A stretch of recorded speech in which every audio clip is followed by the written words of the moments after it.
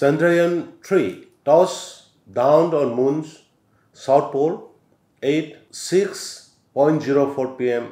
today.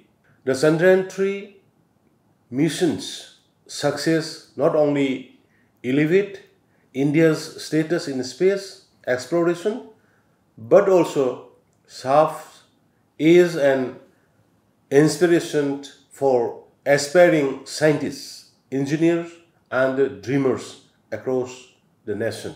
Such achievements hold great promise for future space exploration endeavor. Indeed, India's achievement with Chandrayaan-3 reinforce the notion that the sky is not the limit, but rather the beginning of a limitless journey into the realms of explorations and discovery. My heartfelt gratitude to ISRO and our scientists for their undeterred efforts to make this mission a historic success.